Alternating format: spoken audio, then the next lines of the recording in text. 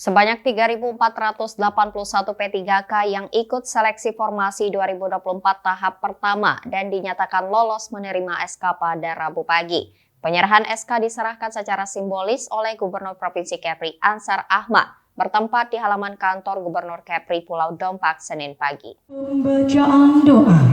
Ribuan pegawai pemerintah dengan perjanjian kerja itu terdiri dari 3.219 orang tenaga teknis, 174 orang jabatan fungsional kesehatan, dan 88 orang jabatan fungsional tenaga guru.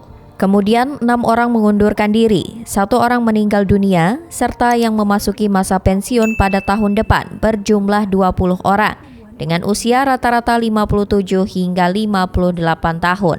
Sementara itu, peserta CPNS yang menerima SK sebanyak 78 orang, terdiri dari 28 orang tenaga kesehatan, 50 orang tenaga teknis dengan 7 formasi umum dan 3 formasi disabilitas. Gubernur Provinsi Kepri Ansar Ahmad menekankan kepada CPNS dan P3K yang telah menerima SK agar dapat bekerja dengan sungguh-sungguh, terus meningkatkan karirnya dan terus belajar. Dan rata-rata mereka kan selama ini sudah bekerja, sudah punya pengalaman masing-masing. Mudah-mudahan lebih semangat gitu. Jangan justru setelah P3K dan CPNS malah menurun. Kita tinggal menunggu lagi yang periode kedua, tahap kedua. Kita hanya memikirkan nanti bagaimana penganggarannya. Bahkan harus kita bahas dulu sesuai kemampuan keuangan.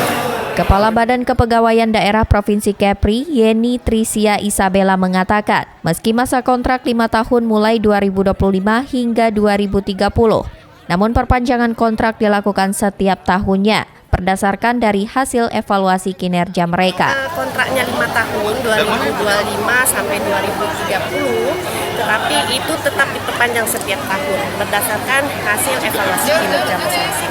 Kalau untuk tahun depan pensiun ini, berarti mereka langsung pemutusan hubungan kerja ya? Iya, pensiun, namanya pensiun. Langsung putus ya?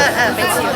Yeni menyebutkan penilaian evaluasi kinerja mereka akan dilakukan oleh pimpinan OPD masing-masing. Jika hasil evaluasi kinerja mereka tidak menunjukkan hasil yang baik, maka kontrak mereka terancam tidak diperpanjang.